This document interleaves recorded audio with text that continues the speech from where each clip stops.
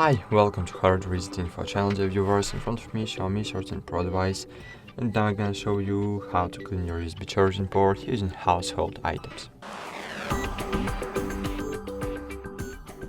To do it, you just need to have an old toothbrush, which you no longer use because toothbrush is the best tool to clean the connectors.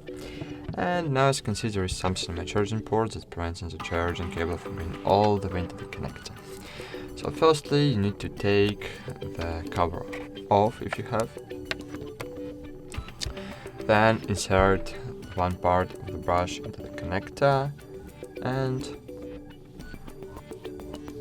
brush the dirt out.